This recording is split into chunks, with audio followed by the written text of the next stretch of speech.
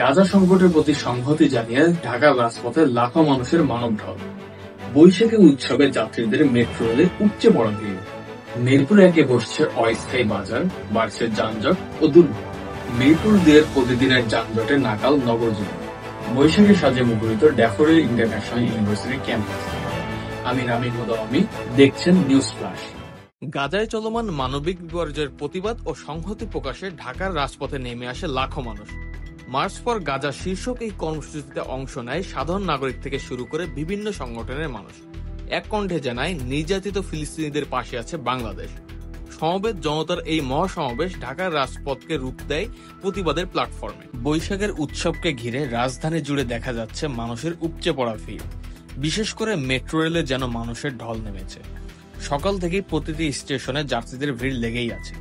ধাক্কাধাক্কির মাঝেও জায়গা করে নিতে হিমশিম খাচ্ছেন যাত্রীরা। সবচেয়ে বেশি চাপে পড়েছে আগারগাঁও থেকে টিএসসি রুটে। এই রুটে যাত্রী উঠানামা বেশি হয় যাত্রাপথ হয়ে উঠেছে আরো ব্যস্ত ও জটিল। ঢাকার মিরপুর 1 এলাকায় প্রতিদিন ফুটপাত ও রাস্তার একাংশ দখল করে বসছে অস্থায়ী বাজার। সবজি, ফল ও অন্যান্য হকারদের পণ্যে ভরে যাচ্ছে চলার পথ। ফুটপাত প্রায় দখল হয় পথচারীদের নেমে পড়তে হচ্ছে মূল সড়কে। এতে সৃষ্টি হচ্ছে তীব্র যানজট, ব্যাহত হচ্ছে যান চলাচল। স্থানীয়রা বলছেন, এ অবস্থা দীর্ঘদিনের হলেও কর্তৃপক্ষের নেই কোনো কার্যকর পদক্ষেপ। মিরপুর 2 এলাকায় যানজট এখন নিত্যদিনের ভোগান্তি।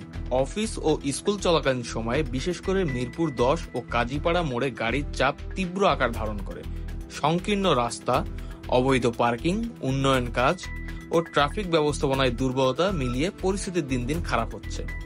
এতে সাধারণ মানুষের সময় ও কর্মক্ষমতা ব্যাহত হচ্ছে। বারবার অভিযোগ উঠলেও স্থায়ী সমাধান নেই। অবিলম্বে কার্যকর পদক্ষেপ না নিলে সমস্যা আরও ভয়াবহ রূপ নিতে পারে। ড্যাফোডিল ইন্টারন্যাশনাল ইউনিভার্সিটি উদযাপন করেছে বাংলা নববর্ষ 1432। বিশ্ববিদ্যালয় ক্যাম্পাস জুড়ে ছিল বৈশাখী সাজ, রঙিন পোশাকে সজ্জিত শিক্ষক, শিক্ষার্থী আর আগত অতিথিরা।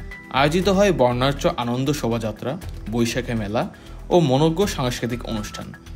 নতুন বছরে এই উৎসব প্রাণের উচ্ছ্বাসে মুখরিত হয়ে ওঠে পুরো বিশ্ববিদ্যালয়ের প্রাঙ্গণ। আরও তথ্য পেতে যুক্ত থাকুন আমাদের ওয়েবসাইট এবং সামাজিক যোগাযোগ মাধ্যমে।